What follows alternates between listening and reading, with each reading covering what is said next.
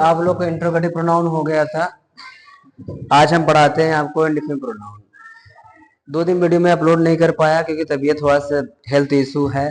तबीयत सही ना होने के कारण हम वीडियो नहीं बना पा रहे थे। आज भी तबीयत नॉर्मल है, लेकिन आज हिम्मत करके आप बनाने के लिए आ चुके हैं। तो मैंने पर्सनल प्रोनाउन पढ़ाया था, इंट्रोगेटिव प्रोनाउन पढ़ाया था, डेमोस्ट्रेटिव पढ़ाया था। इसके बाद आपका जो प्रोनाउन है ये इंडिफिनिट प्रोनाउन है। कौन सा है? इंडिफिनिट प्रोनाउन है।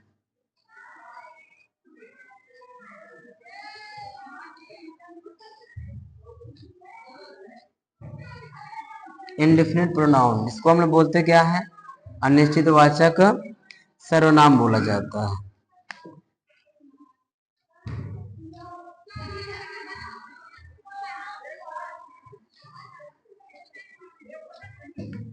क्या बोलते हैं? अनिश्चित वाचक सर्वनाम। ठीक, इसको देख लीजिएगा, थोड़ा सा अच्छा वीडियो है, मतलब इम्पोर्टेंट भी है। अगर इसका डिफिनेशन देखा जाए तो ये 60 कन बता दे रहे हैं हम आपको।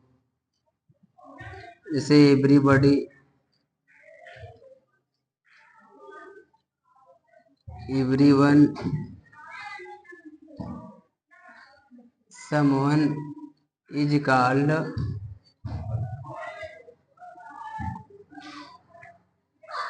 Indefinite pronoun. ये 60 कन में है, ठीक है ना? देख लीजिए क्या लिखा है, everybody, everyone, someone is called indefinite pronoun. तो अगर देखा जाए तो इंडेफिनिट प्रोनाउन किसे कहते हैं कि इसमें किसी निश्चित व्यक्ति, वस्तु, स्थान का बोध नहीं होता है। मतलब कोई चीज क्या होगा? निश्चित नहीं होगा, ठीक है ना? किसी निश्चित का बोध ना हो, अनिश्चित का बोध हो, तो उसे कहते हैं क्या? Indefinite pronoun. मतलब इसमें किसी निश्चित व्यक्ति, वस्तु, स्थान का बोध नहीं होता है, उसे हम कहते हैं इंडेफिनिट प्रोनाउन कहा जाता है। तो इंडेफिनिट प्रोनाउन के लिए सिंपल से कुछ वर्ड है, आप लोग इसको मैच कर लीजिए। इसको आप लोग स्क्रीनशॉट ले लीजिएगा, हम फिर बताते हैं आपको। इसमें जो जो वर्ड है इसको देख लीजिएगा। इसके वर्ड्स क्या हैं आपको यहाँ देखना होगा। जैसे मैंने यहाँ लिख दिया सम, लिख दिया एवरी, फिर एनी, फिर यहाँ मैंने लिख दिया नो। ठीक, तो अब देखिए क्या हो रहा है, यहाँ पर बता दे रहे हैं। यहाँ लिखा है सम, एवरी, एनी और नो। तो हमने यहाँ पर लिख दिया क्या? बडी। देखो, somebody, everybody, anybody, nobody, somebody, everybody, anybody, nobody, ये आपको हो गया। फिर आगे देखिए, फिर मैं यहाँ लिख दे रहा हूँ सम, फिर एवरी, फिर एनी, फिर नो। फिर मैंने यहाँ पर क्या लिख दिया? वन। क्या लिख दिया? वन। जैसे देखो, someone, everyone, anyone, no one, someone, everyone, anyone, no one, ये हो गया। फिर मैंने यहाँ पर लिख दिया, जो बडी है इसका प्रयोग पर्सन के लिए, जो वन है इसका ही प्रयोग पर्सन के लिए करते हैं। ठीक, चलो यहाँ देखो, फिर मैं वही लिख दिया सम, एवरी, एनी, नो। फिर मैं यहाँ लिख दिया सम, एवरी, एनी, नो। अब देखो यहाँ पर फिर मैं यहाँ का लिख दिया थिंग, लिख दिया। क्या लिखा है? Something, everything, anything, nothing. इसका प्रयोग करते हैं हम किसके लिए? वस्तु के लिए। और फिर यहाँ देखिए मैंने लिख दिया where, somewhere, everywhere, anywhere, nowhere, somewhere, somewhere, everywhere, anywhere, nowhere. इसका प्रयोग करेंगे हम प्लेस के लिए। तो ये होगा आपका 16। कैसे हम बताए, देखो, somebody, everybody, anybody, nobody, someone, everyone, anyone, no one, something, everything, anything, nothing, somewhere, everywhere, anywhere, nowhere। ठीक, ये आपको हो गया इंडिफिनिट प्रोनाउन के वर्ड्स। ठीक, अब हम आपको दिखाने जा रहे हैं एग्जाम्पल के थ्रू से, इसको देख लीजिएगा।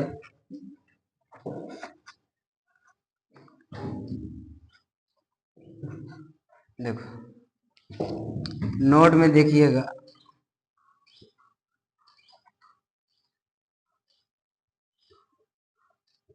जिस यहाँ लिखिएगा थोड़ा सा, इसमें सिंगुलर वर्ब का प्रयोग करते हैं। देखो क्या बोला है, इसमें सिंगुलर वर्ब का प्रयोग करते हैं। फिर यहाँ का नोट में देखा जाए, जिसमें बड़ी कामा वन लगे रहते हैं। देखो जिसमें बड़ी कामा वन लगे रहते हैं, तो इनके साथ पोसेसिव केस, इनके साथ पोसेसिव केस केवल HIS हिज का प्रयोग करते हैं।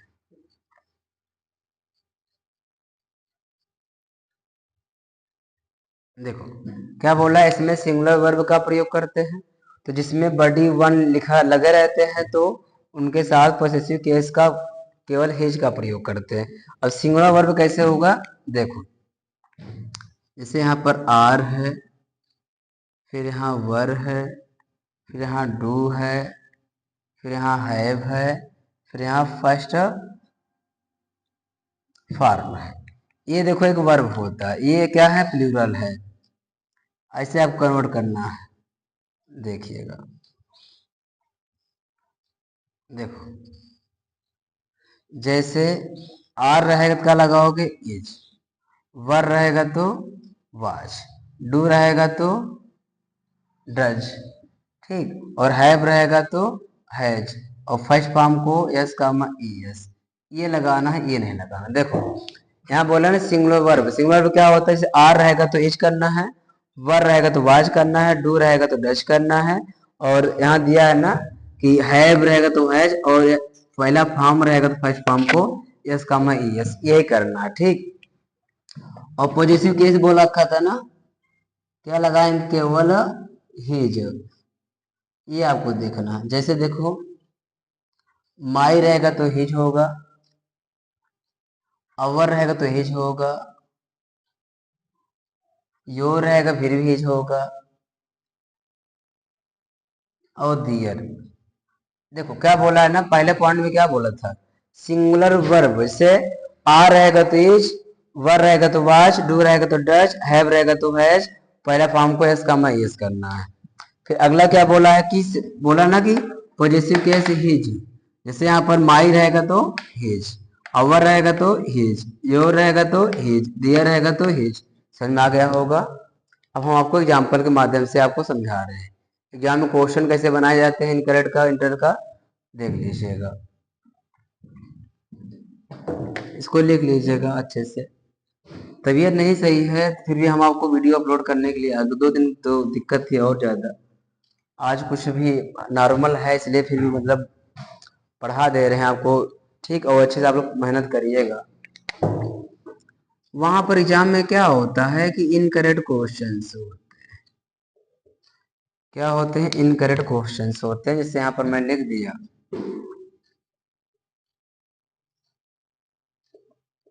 एवरीबॉडी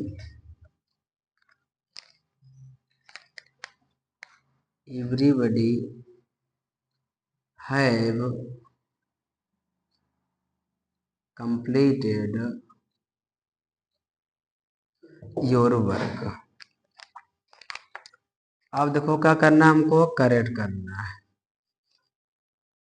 देखो क्या लिखा है, everybody have completed his work, start किससे हो रहा है, एवरीबडी, तो यहाँ पर वर्ब किससे लगी है, प्लूरल, यहाँ पर जैसे केस का लगा है योर, तो गलती वहीं से हो गई ना। देखो इसे आपको देखो यहाँ पर क्या बनेगा, मैंने क्या बताया था कि अगर सेंटेंस में ये शब्द रहेंगे तो इनके साथ वर्ब नाउन, जो नाउन वर्ब नहीं है, जो वर्ब रहेगा सिंगुलर, ऊपर जैसे केस इच लगाना है। जैसे मैंने यहाँ एवरीबॉडी लिखा, हैव के स्थान पर क्या, हैज, उसके बाद कंप्लीट उतर जाएगा। अब जो योर है क्या करना है, हिज, फिर यहाँ आपको वर्ब करना है।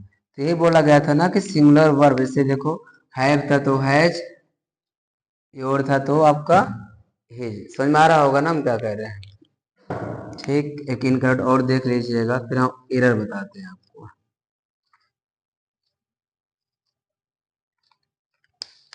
जैसे अगर हम यहाँ लिख दे रहे हैं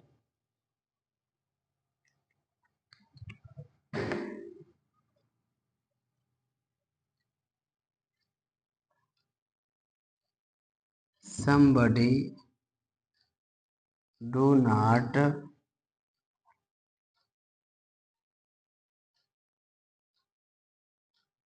respect,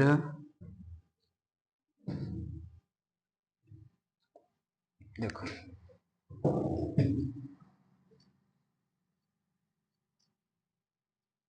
यहाँ लिखा है somebody do not respect। अब देखो किससे स्टार्ट हो रहा है, somebody से, तो यहाँ पर क्या लगा है, डू लगा है, तो गलती वहां से हुई है। तो ये ऐसे बनेगा, देखो somebody, डू के स्थान पर डज नॉट रिस्पेक्ट।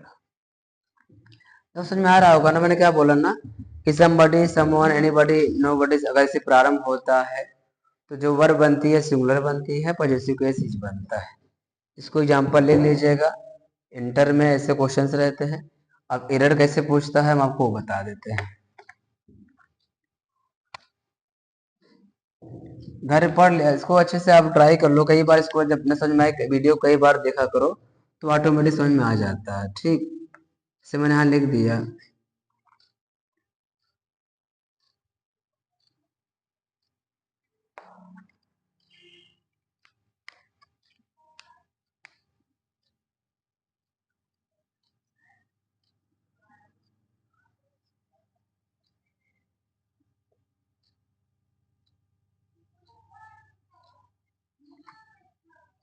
देखो यहाँ लिखा है क्वेश्चन का, एवरीबडी आर कंप्लीटिंग, से हम एक एरर करना है, कंप्लीटिंग माई वर्क, तो वहां ऐसे पूछेगा which option is an error. ये इंटर क्वेश्चन है, ऐसे पूछता है इंटर में, everybody is completing my work. अब बोला है ना which option is an error, अब आपको क्या करता पता है, इसमें आपको एरर छांटना है। एरर मतलब ये होता है कि जिसमें गलती होगा वो छांटना होगा। जैसे आप इज में, बी में आपको हो जाए कंप्लीटिंग, सी में है आपका माई, डी में है आपका वर्क। इसमें क्या करना है आपको, एरर छांटना होगा। ठीक है ना, एरर आप छाट सकते हैं, कैसे हम बता रहे हैं, देखो इज लगभग करेगा, इज आईएनजी फॉर्म लगभग करता है, हाँ वर्क सही है, नाउन का है। अब देखो इज भी सही है, कंप्लीटिव से आप सही है, वर्क भी सही है, आपको एरर छाटना है। तो गलती क्या है यहाँ पर, माई, सी में गलती है, क्यों, क्योंकि इसके स्थान में क्या होना चाहिए था, इसके स्थान पर आपको हिज होना चाहिए था। ये आपका इंडिफिनिट प्रोनाउन था, ज्यादा हम आपको बता नहीं सकते क्योंकि तबीयत ज्यादा भी डाउन है। तो कोशिश कर रहे हैं कि आपको समझ में आता होगा, कि 2 दिन वीडियो स्टॉप हो गया था, नहीं डाल पाए थे, समस्या हो गई थी, तो हम चाहते हैं कि अब आपको आना चाहिए। कठिन नहीं है, वीडियो का पास करके मतलब रोक रोक कर उसको देखिए, और जो चीज आपको लगे कठिन उसको राइट कर लीजिए कमेंट में, कहीं सर हमको ये चीज कठिन लग रहा है, तो हम कोशिश करेंगे आपको वो चीज समझ में आ जाना चाहिए, और कोई दिक्कत आपको इसमें से ना हो। भाई इसका जो और वीडियो आप ना प्रोनाउन होगा इसको हम डाल देंगे। ठीक, बाकी आज के लिए इतना ही देख लीजिएगा।